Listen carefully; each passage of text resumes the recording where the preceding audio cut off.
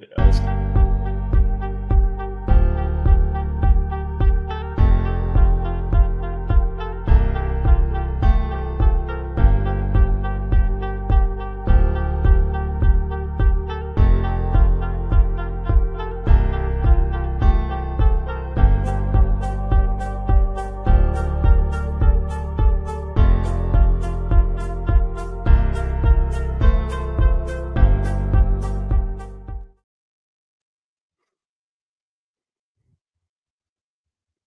presented by Prize Picks. Get $50 instantly when you play $5. We use the promo code Welcome to Light Years, a festive Light Years.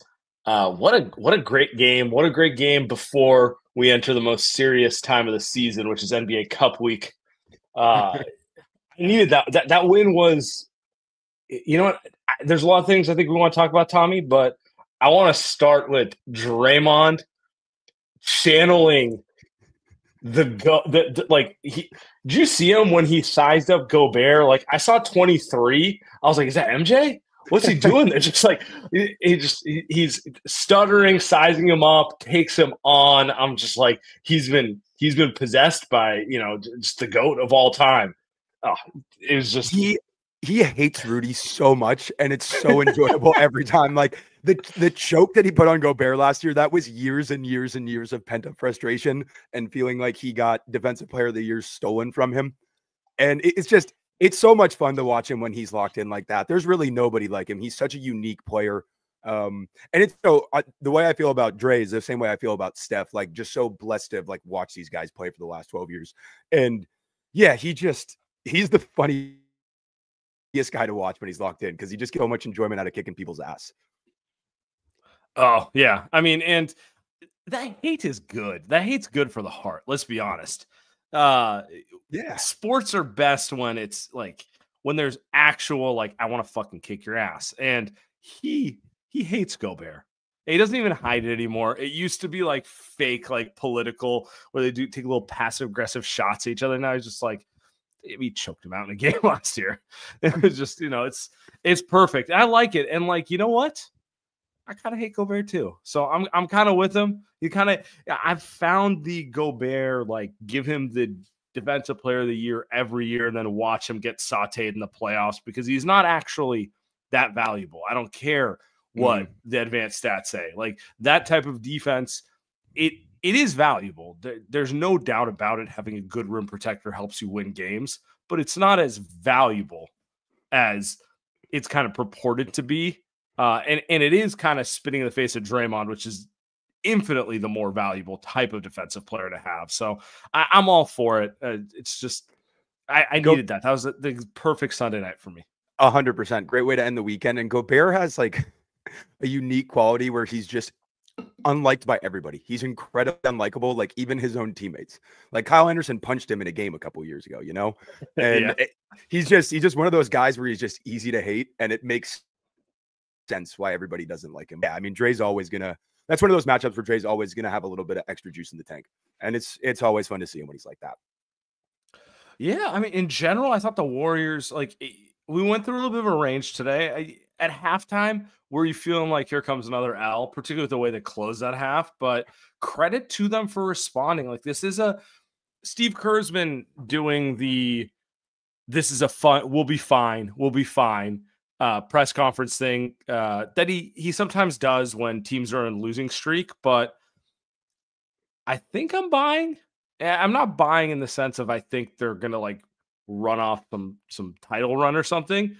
But tonight's game showed me more resilience than I thought this team had. They got their ass kicked by Minnesota on Friday. Bad that you and I were like, oh, no point to pod. And it's been kind of a rough 2 weeks in general for this team. And it looked like another one of those games. Like it was all the same things in the first half. It's like, stop the ball, overhelp, 3-pointer, open three, like all the same shit we've seen.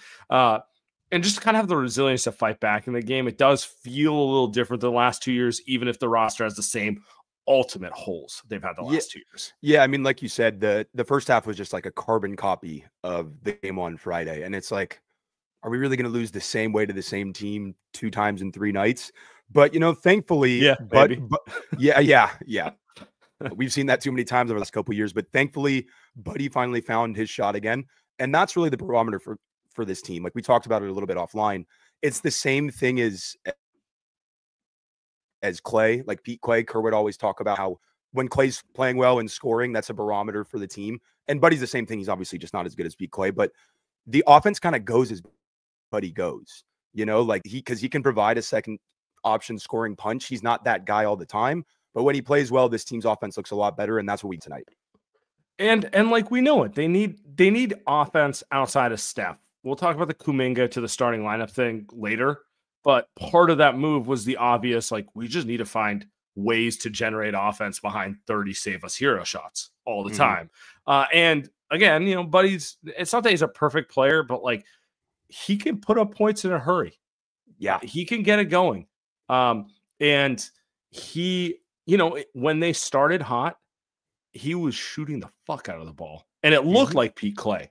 It looked like Clay on a heater for about a month there. And then, he's kind of had a rough go of it since then.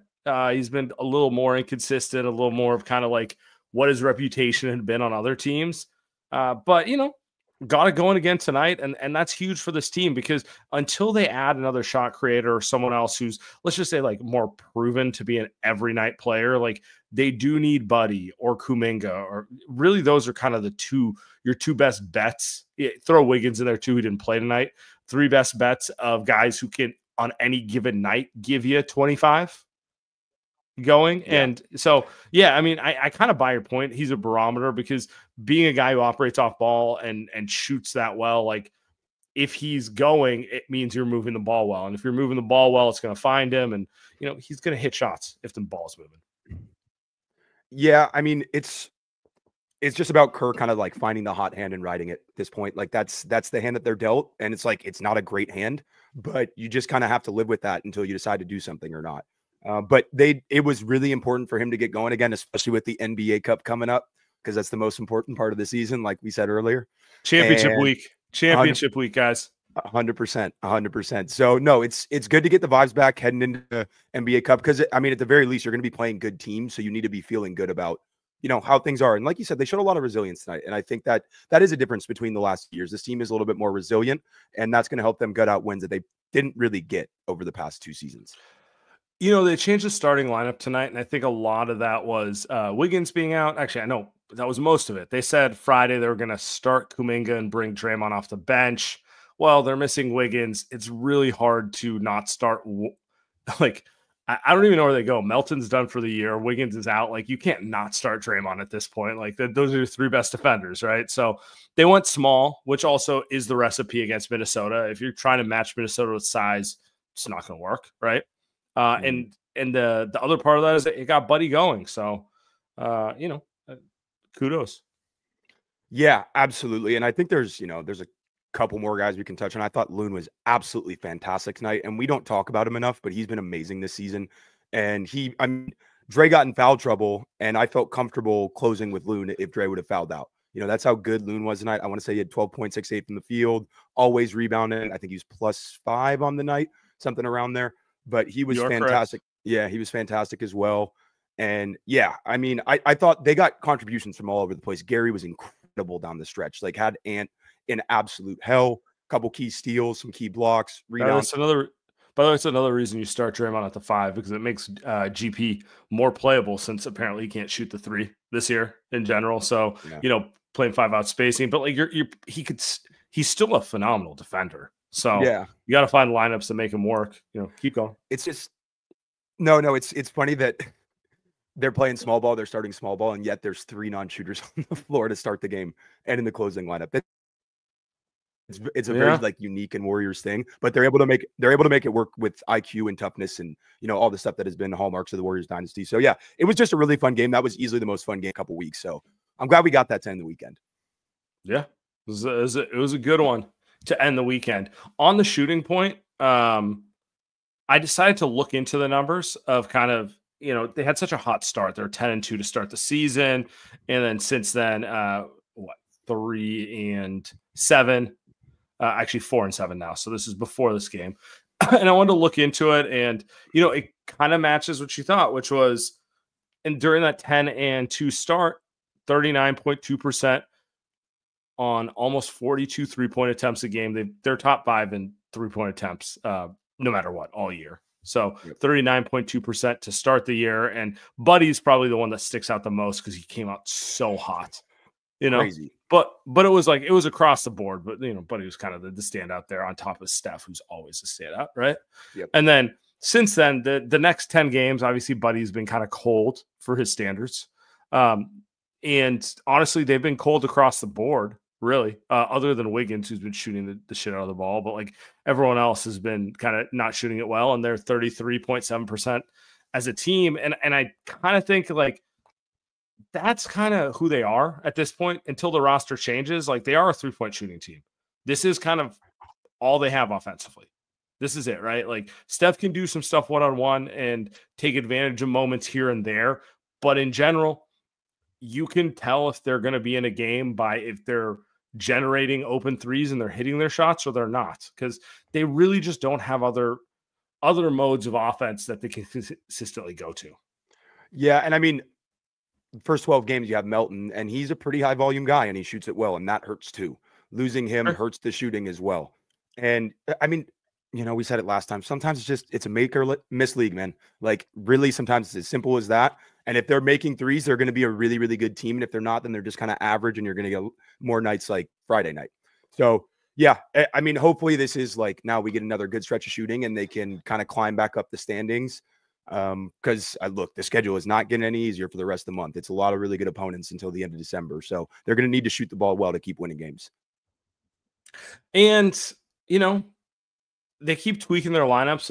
Let's see if that also helps them generate more shots in general. I do feel like part of them going cold was everyone figured out what they were trying to do on offense with the two big lineups, like just constantly trying to find shooters, defenses adjust, looks get harder.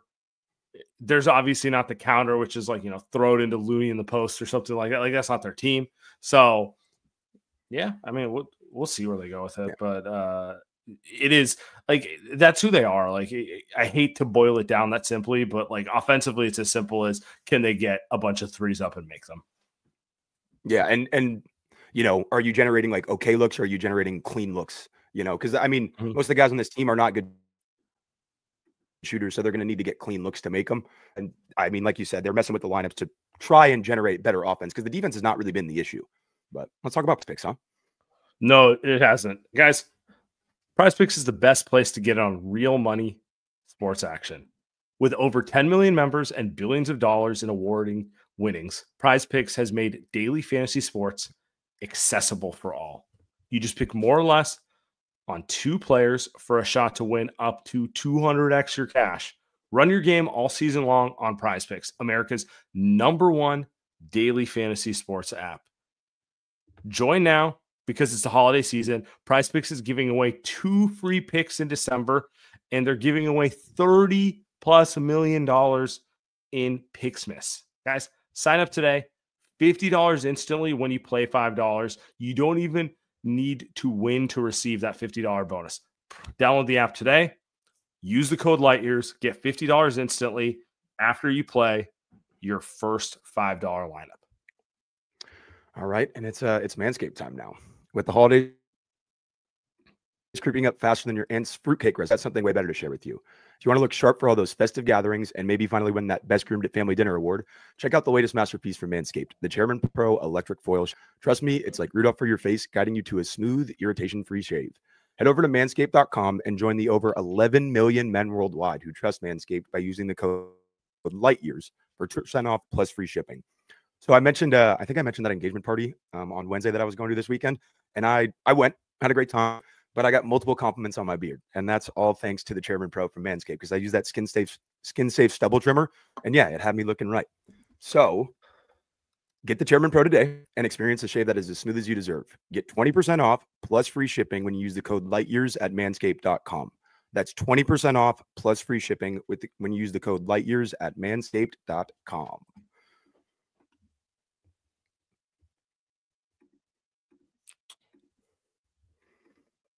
I will come back.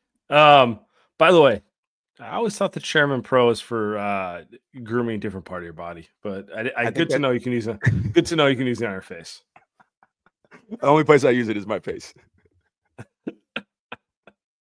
So we didn't record Friday night, but I feel like the biggest news in Warriors land beyond this win today is the Warriors declaring Kuminga will be a starter and Draymond will come off the bench. Now, obviously, Draymond did not come off the bench tonight, but, you know, in general, they're kind of telling everyone for the next foreseeable, and I don't expect it to last all season, but we'll see. They're going to start Kuminga at the 4, and Draymond's going to come off the bench. I have a little Draymond sound here from Friday night that I want to play. So let me pull that up real quick. Sorry, everyone. I'm having a little technical difficulty. There we go. He seemed to think that you're closing most halves probably at center.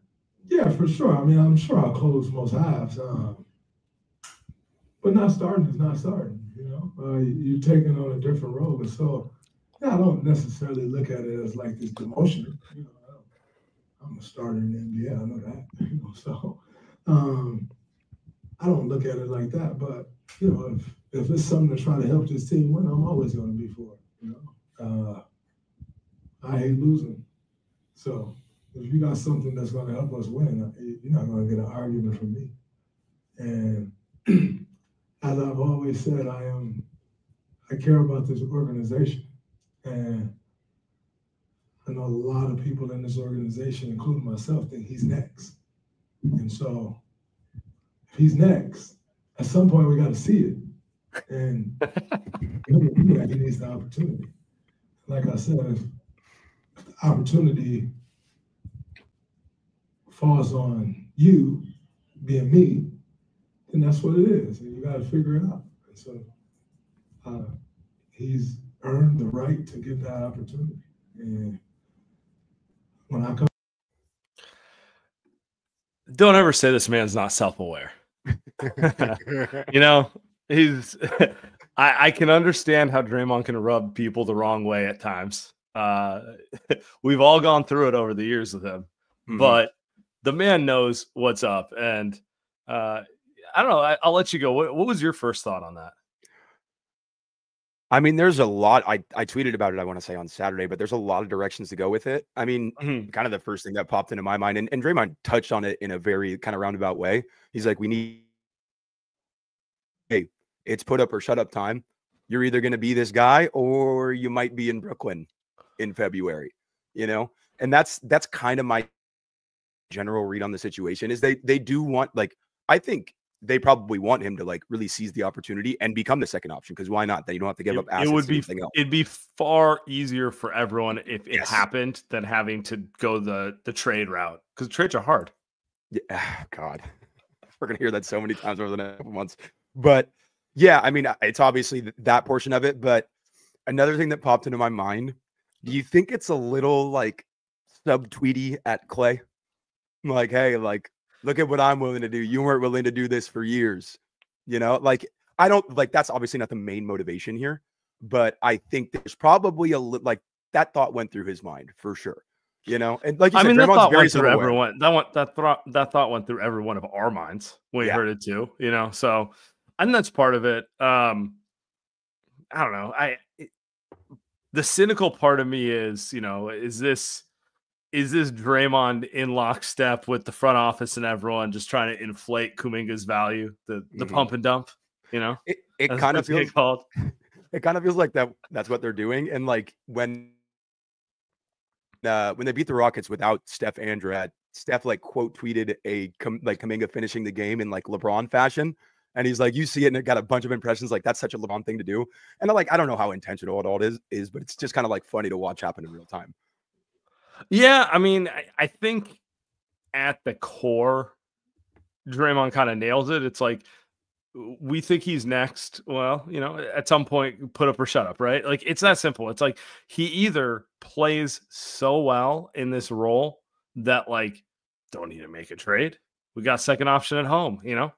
Or he plays okay, and it's abundantly clear to everyone, solid player, interesting enough, you know, but we're not going to be losing sleep if we move him for someone to help us right now, And, in some ways, I feel like they probably know the answer of how they feel about both of this. And maybe we should have found that out last year. But you know what? I'm in favor of it, particularly since I've thought more and more about it. I actually think Draymond coming off the bench doesn't change anything for the Warriors. And if anything, it kind of makes the rotation cleaner.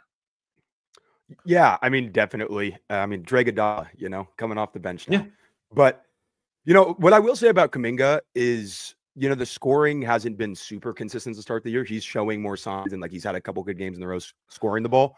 But he has improved a lot within the margins of his game. He was really good. He had a massive rebound late in that game. I want to say with about 2 minutes left, he came and just snatched it out of the air. Fitz went crazy. But he is doing a lot. He is doing a lot of that little stuff a lot better. I think he blocked a shot or two tonight. He got a couple steals, and that's the stuff that will keep him on the floor. I'll take his line tonight. If he can repeat this, I mean, he's not going to repeat it because the stocks on it are just he'd lead the league, which is an unrealistic ask. But if he can give you 7 rebounds, 2 steals, 3 blocks, I'll live with the scoring going up and down night tonight. He had 20 tonight. It wasn't the most efficient 20, but he did score 20. I'll live with that if I'm getting the effort plays on the glass. You are right. He had a huge rebound, which if he doesn't get that one, maybe it turns into a scramble 3 and the Wolves take the lead, and it's just a completely different game. Those extra effort plays are the things that oftentimes would determine a win down the stretch. And so, yeah, I mean, he's definitely improving, but is it enough? He's getting better. I think that's kind of undeniable, but I just don't know if that ends up being enough for this team to really go where they want to go at the end of the day. So, I've been pretty encouraged by his season for the most part. I get really frustrated with him at times when he just does dumb young player shit, but that's part of the deal with a guy and so I hope he continues to progress, because either it's going to make the team way better or it nets a better trade at the end of the day. So it's all trending in the right direction. It's just about what direction does the organization want to take it. Yeah. And the more I've thought about it since Friday, the more I'm completely in favor of this. And I'll walk you through it. One, we just need finality. Is Kuminga the guy, or are you going to move in a different direction? But enough of this, Steve won't play him enough. And, if only got an opportunity, and all this stuff that just kind of it doesn't give us an answer, and everyone can kind of sit with their agenda, right? Everyone could just sit with their agenda and be he'd be better if he got more opportunities, or he sucks. He doesn't get to play. That's why. So we'll get some finality on that front. 2, I think we all know their best lineup is Draymond at the 5, Kuminga at the 4, Wiggins at the 3. They no longer know who their best 2 guard is. It was Melton.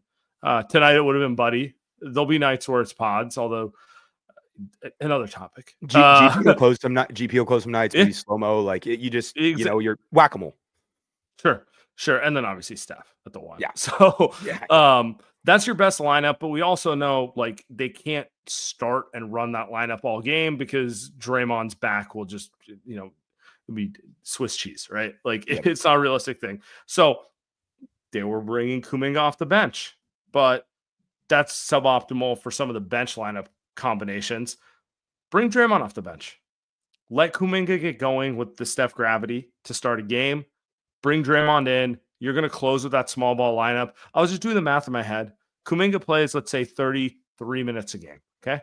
He plays 33 minutes a game at the 4. That means there's 15 minutes for Draymond behind him, and there's probably another 15 minutes for Draymond at the center position, which is far more palatable coming off the bench, playing half those minutes against backups who don't even put 5s out there, and then 3 minutes against Gobert, 4 minutes against Gobert, stuff that's far more palatable than we're going to start you here and do this all game, or the alternative, which is we're going to start you at the 4, and now it's really hard to get Kuminga more than 23 to 24 minutes at his best position, which is the 4. No, when it first happened, I was like, oh man, that's kind of weird. You're bringing Draymond off the bench. But like you said, as I've thought about it more, it does make sense. Kuminga has only 30 minutes. I don't know if he did on Friday. It doesn't really matter because they got blown out. But he hadn't played over 30 minutes. That was a 30-minute game. Let's be real. Yeah, exactly. Exactly. But you know, he hadn't played 30 minutes or over 30 minutes until the Houston game. And now he's done it in 2 of the last 3 games. So, you know, we're circling back to it, but it's put up or shut up time. So it's the right move. I don't like love it, but I understand where they're coming from with it. And it's what has to happen unequivocally.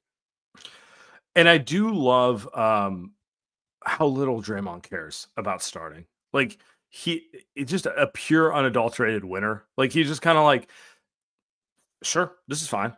I know I'm closing. Yeah. You know, to Draymond, what would actually piss him off was not closing a game. That's what would get a tantrum out of him.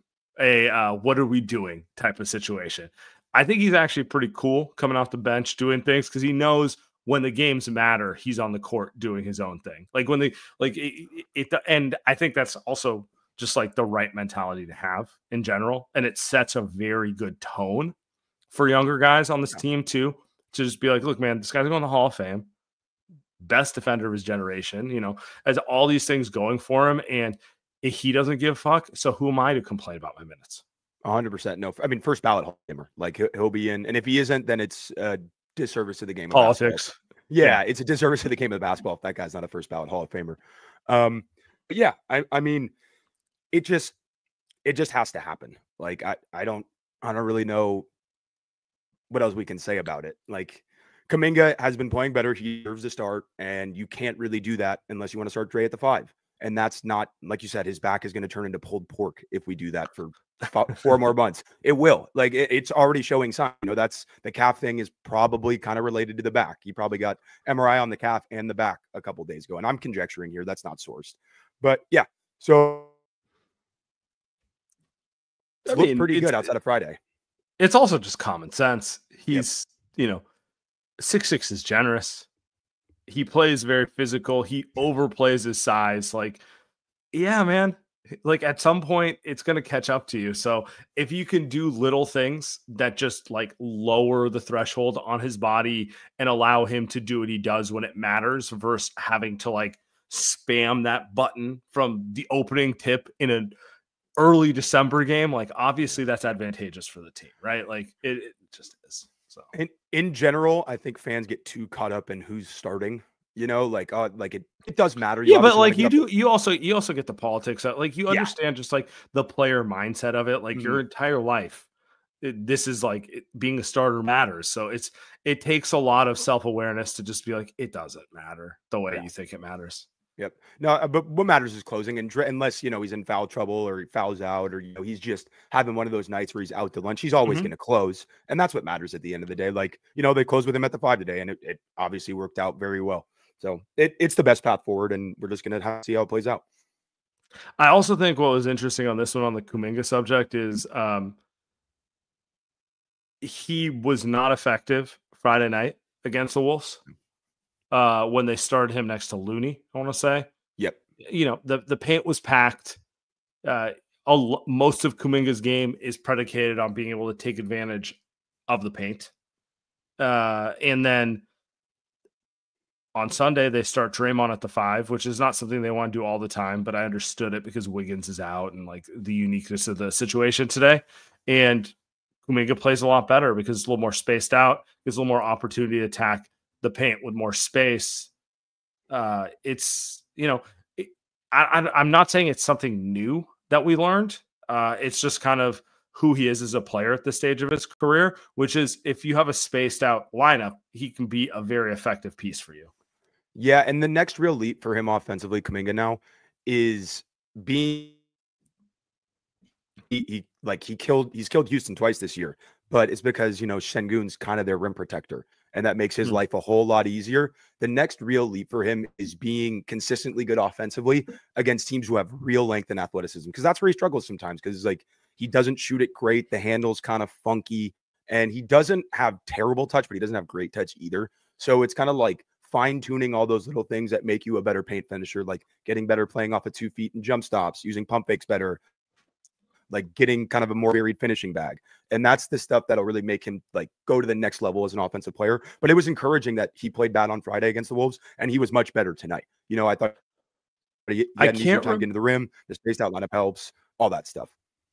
I can't remember who said it specifically this way, and I feel bad because I want to give him the credit, but it's like we all know Kuminga is very effective going north-south. Like that is the best thing he does. Like it's something no one else on the Warriors roster does, but beyond the Warriors roster, just in context of the entire league, he's incredibly good at getting downhill, right? And he's hard to stop if he's getting downhill in space. Like too big, too athletic, too strong, right? What he's lacking and what would really be the big development leap for him is if he has anything east-west, right? Like there's nothing there. That's, it's whether it's the handle, whether it's like mental, like just ability to kind of like set up your defender with a hesitation or anything like that. Like those are not things in his game. And those are the things that are stopping him from being an actual star, right? Like the ability to, the handle's the most obvious one, but like just anything that's like you're not doing line drive to the rim. And I mean, it's just like the thing that I think people misunderstand. It's similar to shooting. There's like kind of a cap on how good of a handle you can have, like hand-eye coordination, hand speed. There's a lot of things that go into that. And my biggest question for his game is how good can the handle get? And like obviously the shot matters too, but I do think if the handle could like border on elite, then he's kind of unstoppable in a way. Because like, I mean, that's essentially what like peak Jimmy Butler is. Like the shot was never great, but his handle was tight enough and he was strong enough and he was so good at getting downhill that it didn't matter. He could kind of get wherever he wanted, and then he had a good enough finishing game that he finished consistently around the rim. So like that's the real question for me with Kuminga. It's actually not the shot, it's the handle. If the handle gets even close to elite, look out. Like he will be absolutely unstoppable. Yeah, I mean, I was always of the shot needs to get better. That was always my frame of reference. Like if he can just become a more consistent shooter and people have to respect it, he's going to be able to attack a closeout, right? But I think I kind of have come around to your side on this, which is his shot's honestly not bad right now. He's shown ability to hit shots, and I can live with this level of shooting if the handle gets better and he can really create off the bounce. Oh yeah, absolutely. No, I'm in the absolute same boat. And to me, it's always been the more important thing, because I just think if you're that athletic and you can get downhill consistently with your handle, you're unstoppable. Like it really doesn't matter how bad or good the shot is. You obviously have to be able to make them if you're open, but like, and Giannis is the prime example of this. He's never had to shoot it that well because the handle's good enough and he's so strong and he's so powerful. I laugh so much at people who are like, "Oh, Giannis' shot has got better." It's like, it doesn't fucking matter. He hit 2 mid-range shots. Yeah, it doesn't matter. It doesn't change the way a defense is guarding him. He's not going to beat you because he turned into MJ from the mid-range. No. It's cute. It's cute that he can occasionally hit a 12-footer now, but yeah. It's cool. It's cool in November and December. Like it doesn't, when the playoffs come around, where Giannis is going to be. He's going to be in the restricted area, and he's going to score 30 and get 15 boards and do what Giannis does. But yeah, the handle is always more important to me with super, super elite athletes, because it allows them to get wherever they want on the floor. And it makes it easier for them to be playmakers. Like I think Kuminga's, I mean, he's not like a good passer, but he's also not like a bad, like he sees the court well enough. I feel like most of his issues with playmaking is the skill level is not necessarily there. So it's like, if the handle was tighter, he'd probably turn 2.5 assists into 5 assists just by virtue of being more in control, right? Yeah. Being a little more in control, the help comes, he can find the guy in the corner, right? Like he has enough vision to see that. I've seen enough of him to be like, oh, he recognizes where guys are. He can make that extra pass. Like, no, he's not Jokic or LeBron, but he can drive and kick. He can do the basics there. But like the handle kind of isn't always there every game. So that's why that play isn't there all the time for him. So it's kind of back to your point, which is like, if he just becomes, that tightens up and some more confidence and control over it, then he becomes a better playmaker. Everything goes downstream from there. Yeah, absolutely. No, and he does see stuff. I remember back watching like when he first played in Summer League coming into his rookie year, the thing that I was actually most like, oh, okay, that's kind of cool, was his vision. Like he couldn't, like you're saying, he couldn't always convert it into anything real because the handle like just gets loose. He doesn't play under control, like loses his composure, but okay. And I'd say maybe even a little bit better than okay, but there's a big gap between seeing it and being able to execute it. And that's another part of the leap for him. But it is all that is encouraging in general. Yeah. No, it is for sure. before we move forward, I see the questions about pods. We will be talking about pods in a minute, guys. I promise you. I want to tell you about Body Spec real quick. Guys, ready to kickstart your fitness journey? Whether you're an athlete, a fitness enthusiast, or just getting back into shape, Body Spec has you covered. For less than the price of a haircut, you can get a DEXA scan, the world's most accurate body composition scan. So what's a DEXA scan? It's a good question. Not everyone knows what a DEXA scan is. DEXA scan is the most accurate method for measuring various aspects of your body's composition.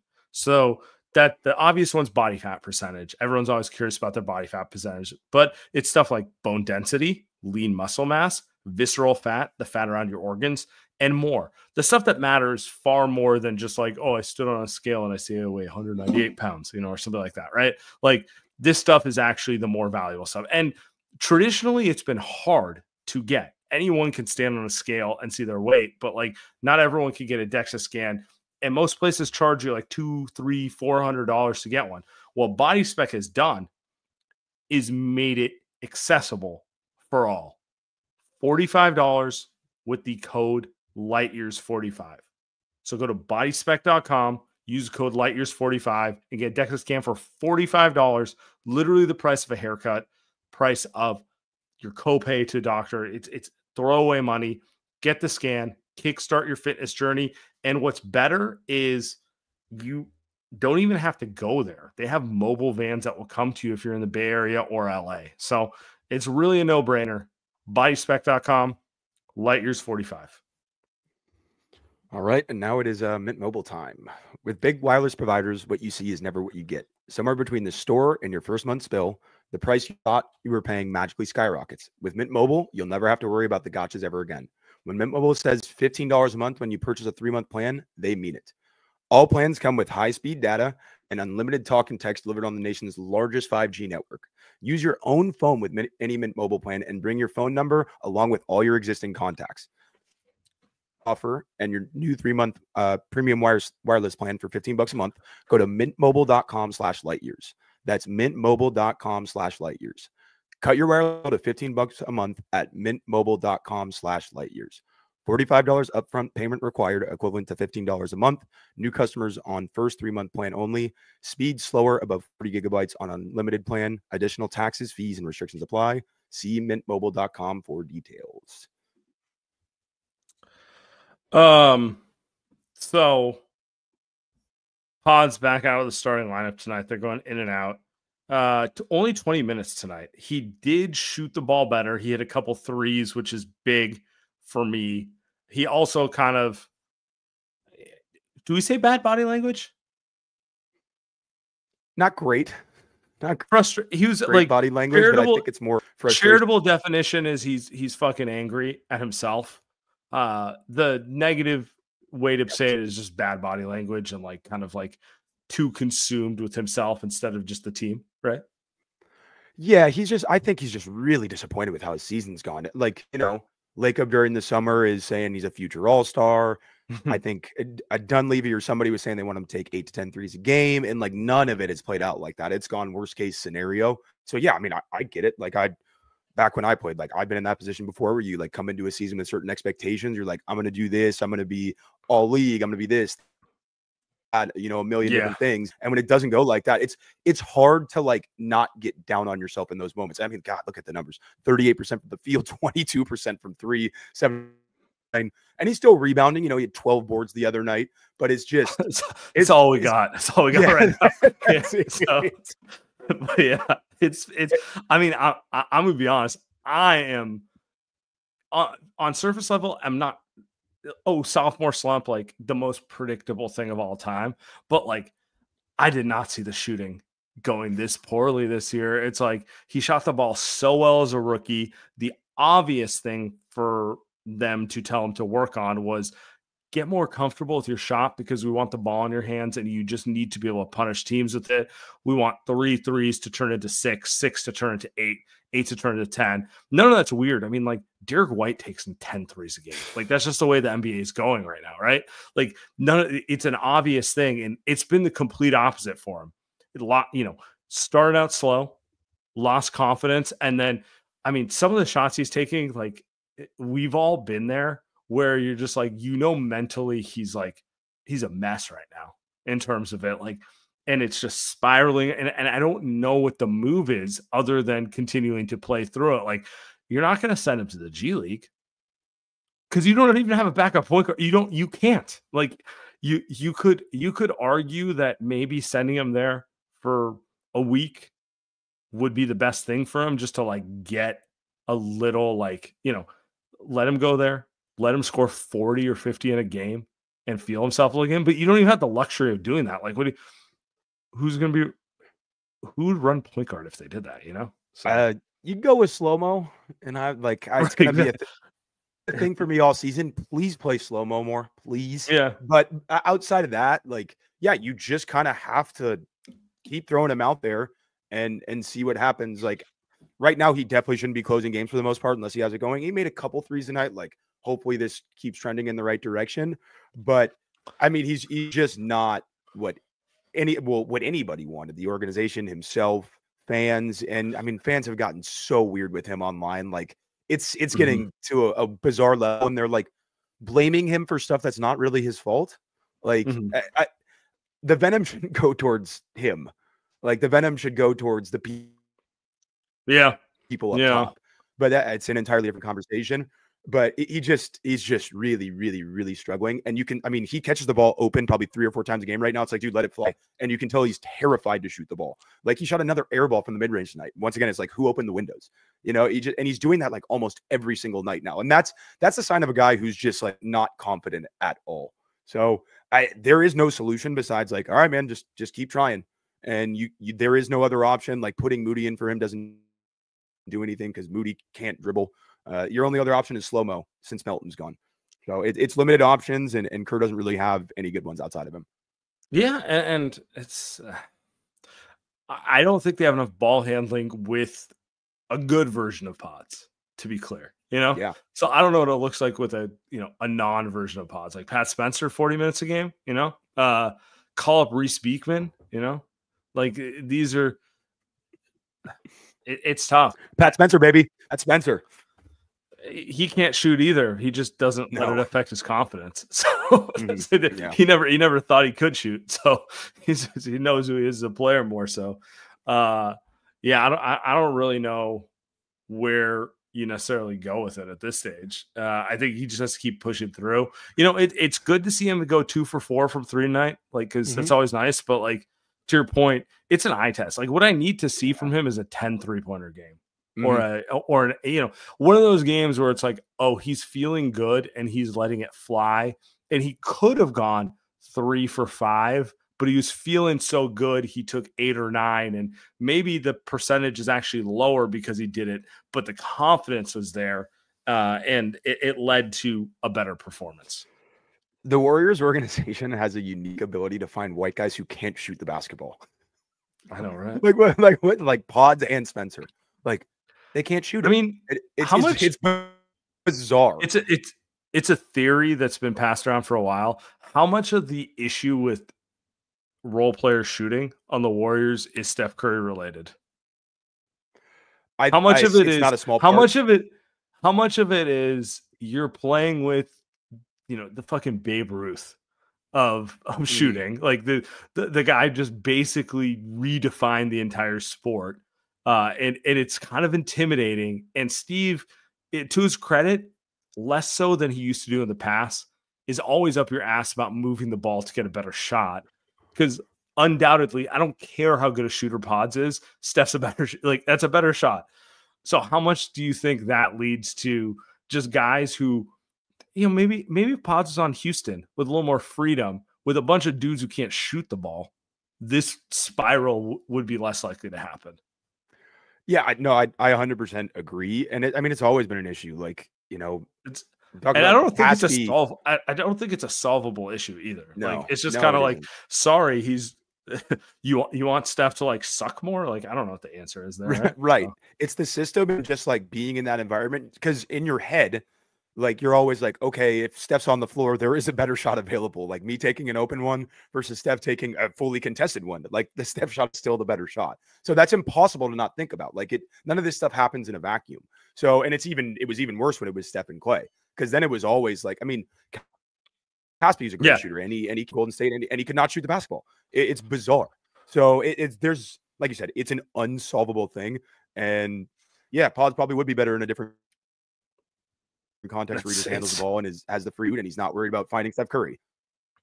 It's so funny because it's like you want to find that like magic bullet to fix it, and it's just like, but they're human, and there's human nature to it, and like you play fucking next to Steph, and you be like audacious enough to be chucking next to literally the guy who made 3-pointers acceptable, and see how you would feel. Like, because that's like really it comes down to, like, what does Pods' shot profile look like if he's in a pre-Steph Curry NBA?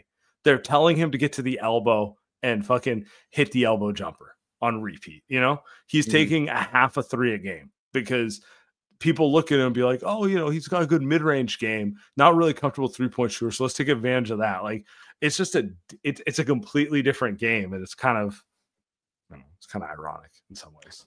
It's funny. He's been like going to the mid-range to, I think, honestly, to build some confidence. Like, yeah, because he's actually good at it. He's more very the past comfortable week or so. Yeah. And I don't hate it. I don't hate it because he does tend to have space coming off the pick and roll because teams aren't really worried about him getting out of the way to the rim.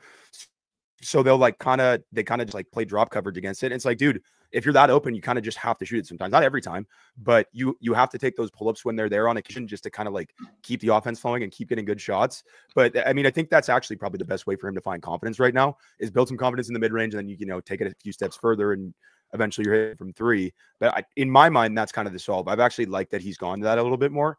And the thing that I hated about the way that they approached his development over the summer was that they told him to stop taking floaters. He's actually, you know, like when a guy's this limited athletically, you can't tell him to stop shooting shots that he's good at. So yeah. I thought that was kind of a misstep by the organization to tell him. And he's gone to the mid-range to like kind of counter losing that part of his game.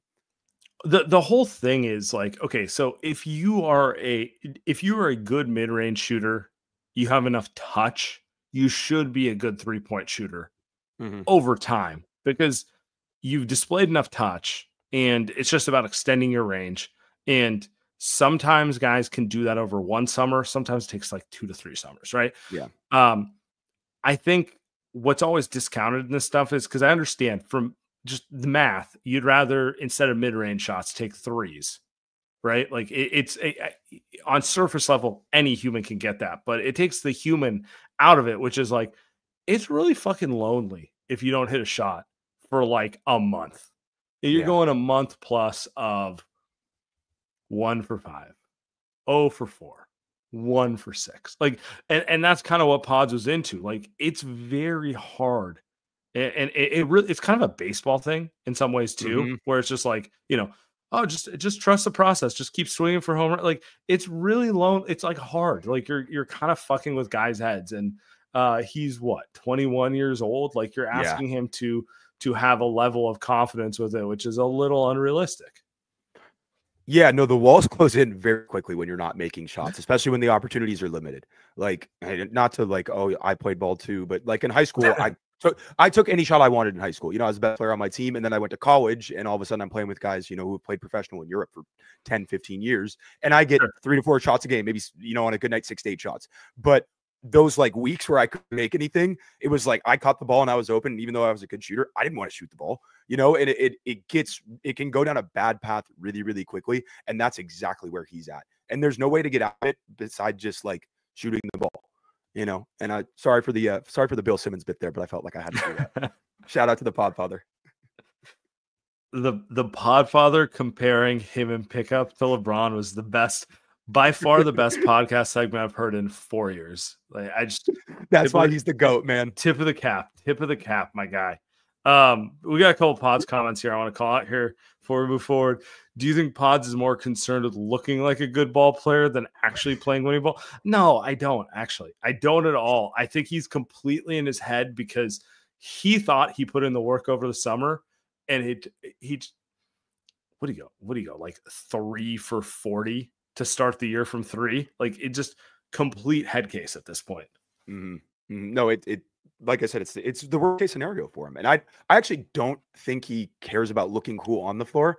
There's definitely like a little bit of ego with like his style, the way he dresses, all that stuff off the floor. And I think that bleeds over into people's opinions of him. Gen Z. Yeah. Yeah, no, he's just super Gen Z. But like that stuff bleeds into like the way that people view him on the floor. But like dude, that guy's like diving on the floor, taking charges, like getting rebounds. Like he doesn't really care about how he looks on the floor. He just wants to play well. Yeah, he obviously loves basketball. He's a great competitor, but it's not an optics or like a cool jacket thing. You see guys like that where they're trying to look cool all the time and they don't make effort plays. They, and those are the guys that are the most frustrating. Like that's early career Andrew Wiggins, and Pods is not that.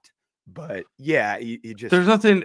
I promise you, there's nothing cool about fucking taking charges either. No. Like it's not a cool looking thing. So I don't think it's that. I do think he's in his own head, and for him to actually take the step, he has to figure out how to manage the ups and downs a little better. Mhm. And I think that's the thing I probably took for granted. Like he looked so mature as a rookie. Mostly just decision making. So you just project like, oh, he makes decisions like a veteran. So he is a veteran. He's not a veteran. He's a young guy, So no. I think that's a big one for me. But that's life. There's just a lot of expectations being heaped on him to be like, Dre and Kerr have said it in the media. It's like, oh, we need him to be this winning player. How many 21-year-olds are that? Like you can probably count them on one hand. It doesn't happen very often. So they're putting like Andre Iguodala expectations on him when he's like a 21-year-old guy trying to find his offensive game. It doesn't really compute, but they need him to do that. The issue is they need him to do the offensive stuff. That's kind of like second ball handler stuff, but they also need him to do like Iguodala stuff. And that's not really possible for a guy his age, unless you're just really special. And he's not that. He's talented, but not crazy talented. Yeah. I mean, we'll see. I'm wondering what they can do because they need to take something off of his plate just because like what they're asking of him is not working. And, anytime things aren't working, you got to figure out new ways to re-energize the team. And maybe it's this, maybe it's throwing Buddy into the starting lineup and letting them generate a little more offense, but we'll see how it goes. Karima throws up a good question. Moses only played 5 minutes tonight and he never returned to the bench after his stint. Do you know if it's injury related? I never heard anything on the broad. I mean, he left Friday's game with a little bit of an injury. So I'm assuming if he didn't go to the bench, it's probably injury related here. Yeah. Well, he was questionable. It kind of sucks because like, given how shorthanded they are, this would be an opportunity for him to get 20 plus minutes and kind of get a little bit of a rhythm, but he's one of the reasons they're shorthanded because he's a little hurt. So kind of sucks. Yeah, no, it's also just that time of the year where like injuries kind of pile up and you have to start like making decisions you don't want to make. Like Lindy was out of the rotation for a week or so, and now he's back into it. And I don't think it's necessarily like warranted on his play because he hasn't been great lately, but they just needed like another body that can like at least pretend to shoot the ball and has some length and can rebound. And confirmed, like his knee was, it wasn't feeling right. So that's part of the reason tonight. Like I wouldn't look at his minutes in any context other than like he's battling something physically. So. Yeah, that's what it comes down to. Like I said, it's just that time of the season. Injuries are going to happen, and then you got to like probably play guys that you weren't planning on playing a ton. Yeah. Before we get out of here, where would this NBA Cup rank for you in terms of Warriors titles during the Steph Curry era? Is this one above is this above the KD titles? Title number 5. It's the same as getting title number 5. We can get the NBA Cup and title number 5 in the same season. It's the thing to me. It's all the same. Essentially we can say the only guys in NBA history to have multiple MVPs, 4+ titles, and an NBA Cup are Steph Curry and LeBron James. Like let's build the propaganda. MJ doesn't have that. MJ doesn't have that, man. That matters in the GOAT conversation. It's cool. Kareem was the leading, high school points in New York, but he doesn't have an NBA Cup. Mm-hmm. So yeah, exactly. No, I mean it's funny, but like if the NBA Cup continues to be in a different light and it's seen as super important, and the fact that Steph was able to get one too, like it might be kind of a cool thing in retrospect. Even in the moment, it feels kind of like dumb and jokey. It does, but like I've been pumping the jokes on it more than anyone, but I'm kind of hyped for it. I'm kind of into it. This Warriors season is going to have a lot of ups and downs. And, you know, like the last week, I'm just sitting here going like, I don't know if I can do another 60 games of this, you know, like that's been kind of where I'm going. And the NBA Cup is giving me reason to get a little more excited. I'm kind of hyped for that Houston game on Wednesday. I think they should win on Wednesday. Yeah, I think Wiggins is probably back on Wednesday. I think part of sitting him tonight was just kind of like give the ankle a couple days. They have Houston's number. I think they can win. And then they're going to go to Vegas. You really going to doubt Draymond in Vegas? I've seen Draymond in Vegas. That guy knows how to do Vegas. So I think I'm just making shit up at this point. I mean, sorry. I mean, one of the biggest regrets I have is when we were at Summer League a couple years ago and we were supposed to go out with Draymond, but didn't make it. We were sitting at the butt.